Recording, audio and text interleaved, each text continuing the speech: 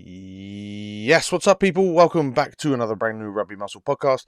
It's TJ from Rugby Muscle, and today I'm going to be telling you why you should actually be taking your rugby pre-season training pretty easy.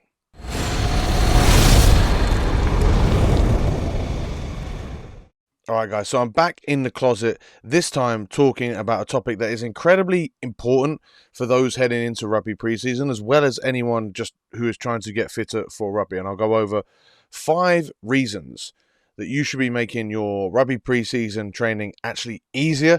And at the end, I'll point you towards a guide that will completely revolutionize how you train for your rugby fitness. Now, before I do that, I do need to give a shout out to Rugby Muscle's first ever non-fitness related sponsor, Manscaped, the best in men's below the waist grooming.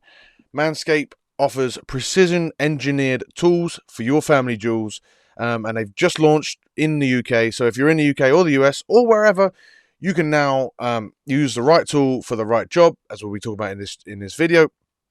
But for this one, stop using a trimmer designed for your face on your nuts. Stop having a big old hairy bush.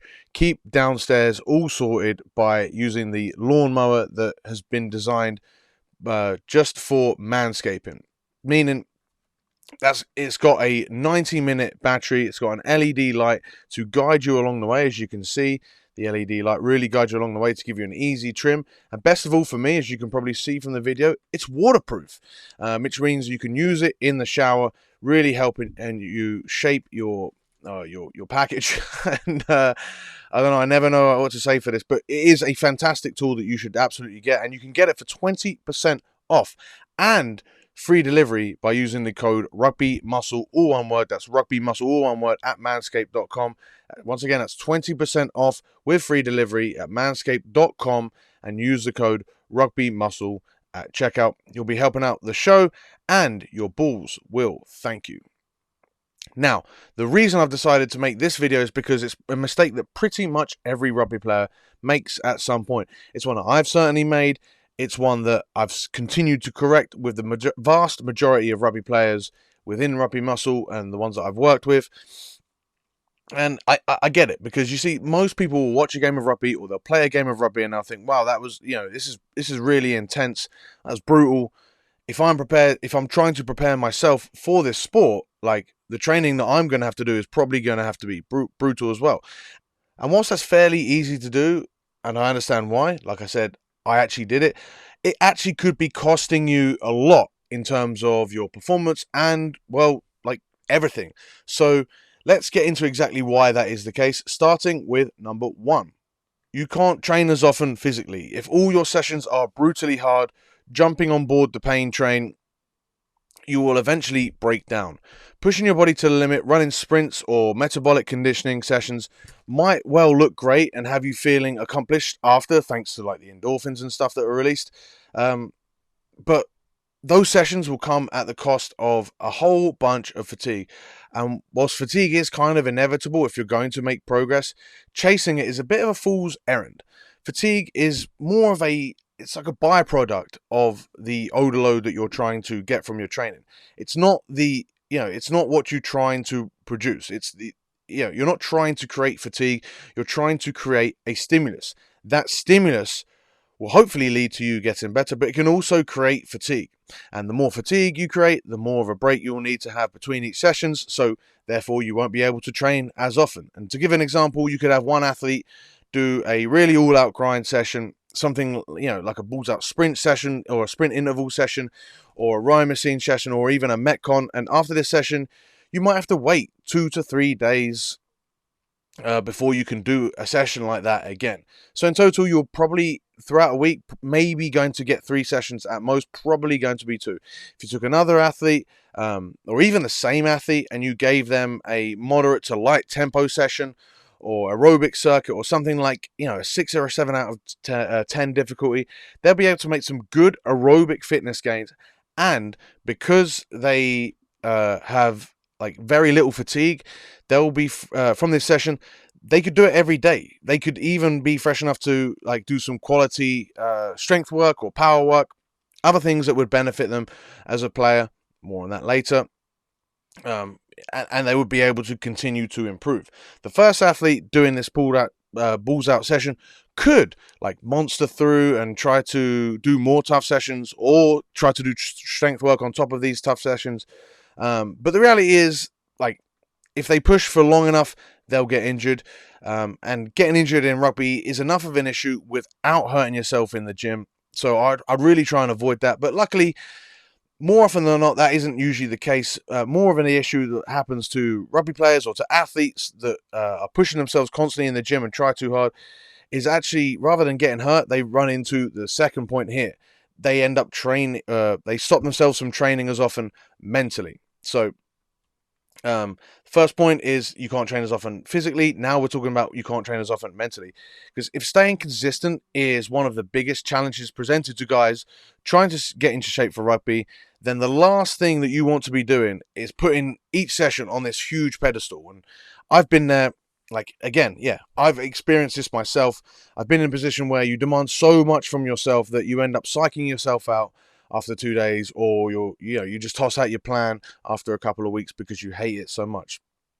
This doesn't make you a little bitch. It makes you a normal person with a life to live. Nobody cares about how tough you train. They care about the results of your training. And if you do solid, consistent work on your aerobic system, that is going to get you amazing results without the fatigue, and it's going to allow you to remain consistent because it's not built up on this huge pedestal.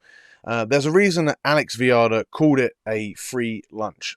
Now, there are still going to be those that are questioning my points here, saying that, no, it's not that I need to make my training easier. It's just that I need to just toughen up and push through everything and do all of the tough sessions. Well, if that's you, this next point is something that you might need to bear in mind.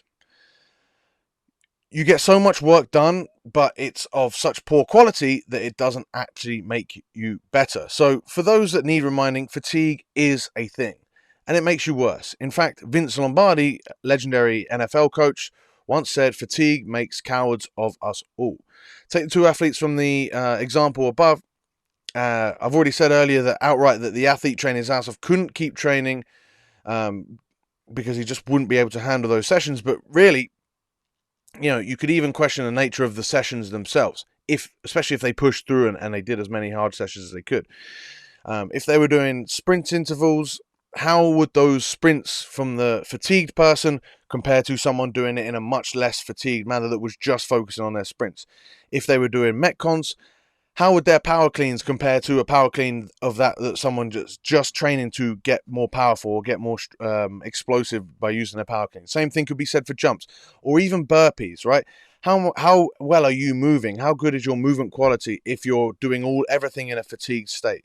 I've seen plenty of athletes actually get slower from doing so much sprint interval fitness work because it builds poor quality mechanics, because all you're doing is working in a fatigued state. And so actually you get worse, not better.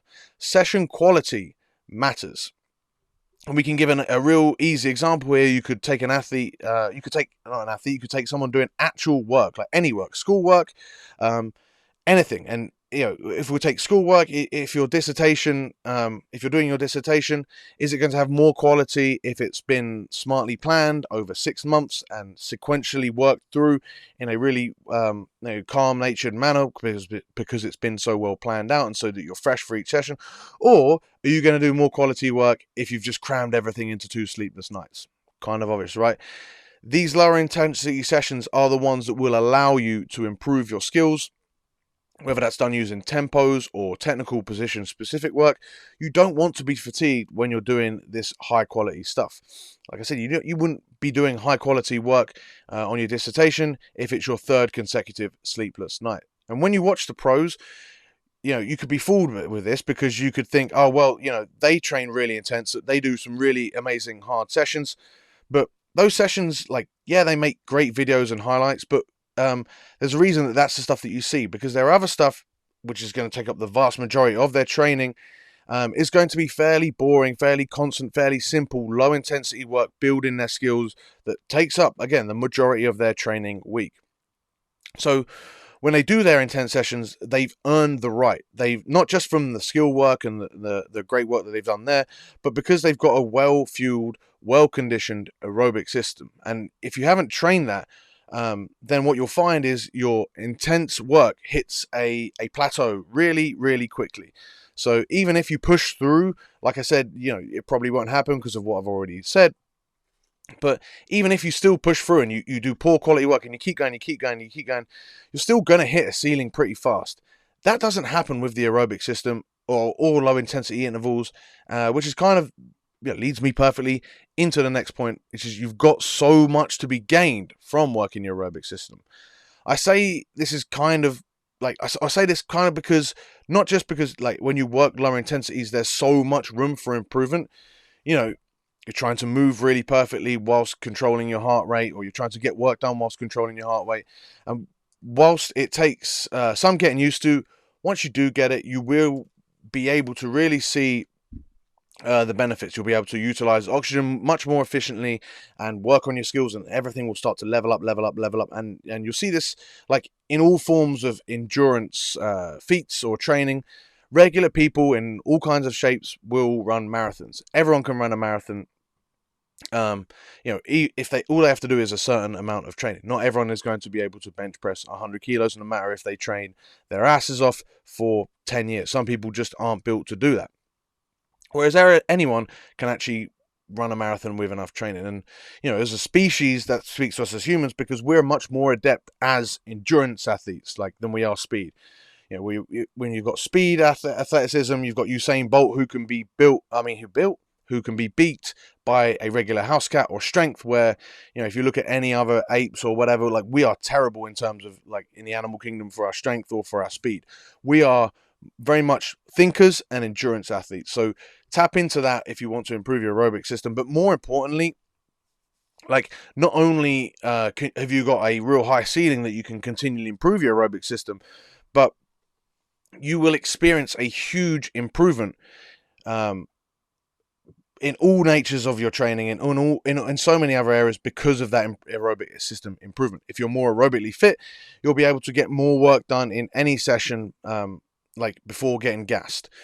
Maybe you can do more sprints in a sprint session. Maybe you can do more heavy squats in a squat session before getting tired, before seeing your form break down. This in turn will then improve your sprints or your squats, or maybe you're doing passing or kicking or rucking. Whatever training you're doing, you're able to do it more, either dense with less rest between, or you're able to do for longer without fatiguing in general. You're just able to do a lot more work within a training week if your aerobic system is better and up to scratch. You'll also recover better from session to session or match to match. So again, you can be able to get more quality training in throughout the week and recover better and perform better. Think about endurance cyclists and what they go through, because they are so aerobically fit, they're able to recover between these really long and exhaustive rides and go day after day after day after day. That is because they've got a ridiculously efficient aerobic system that will then recover them from that real tough session. If you were to do it without much training, maybe we'd get through one of those days of cycling, but the next day we'd be absolutely screwed and we wouldn't be able to do it. We haven't got the aerobic system to recover from that. Understand that everything is fueled by the aerobic system. When I say everything, I do mean everything, including rugby, which leads me to the last point. Rugby is fueled by the aerobic system. Rugby is a sport of very short, high-intensity actions followed by long periods by individuals, not necessarily the game, of recovery. What do you do when you're recovering? You breathe heavily. And that is to utilize that oxygen to provide the fuel to recover and go again for another action. The better the aerobic system you have, the better or faster you'll be able to recover and perform another action. The better you're recovered, the better that action is going to be. If you're trying to make a tackle and you're not recovered, there is a much higher chance that you're going to miss that tackle. It's all aerobic. You don't play games with high intensity, constant work lasting 10 to 20 minutes with very little rest. That's not the way rugby is played. So why do we train that way? Why do you do that when you're doing your conditioning work? It just doesn't make sense to me. So if you're going to fully understand why rugby is aerobic, with a full multi-video guide breaking down what happens in games and how to build your own schedule of conditioning, then you can check out the rugby conditioning guide in the links below. Emphasis is on the word the. It is the definitive rugby conditioning guide. And just because you've come from this video, you can use the code YouTube. That is YouTube, all one word, to get 20% off.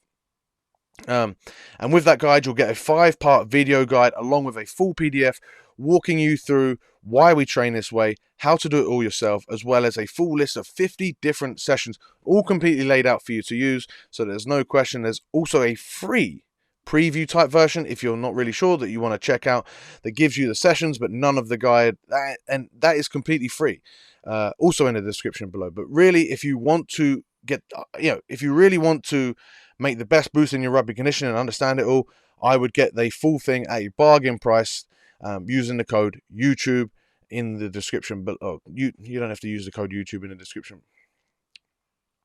But if you really want the full thing at a bargain price, I would suggest getting it and using the code YouTube for 20% off. It really will revolutionize your rugby fitness and the way that you play and enjoy the game of rugby. Now, if you're new, I'd also suggest subscribing to this channel, as you'll really enjoy everything that we've got for rugby training and nutrition coming your way. And of course, go ahead and click that little thumbs up button if you've made it all the way to the end. Leave a comment. Let me know. Let me know what you think. Ask any questions that you have. All comments will be massively appreciated, and they help the algorithm, and I'll be sure to respond to each and all of them. And with that, I've got nothing else to say except I'll see you in the next one.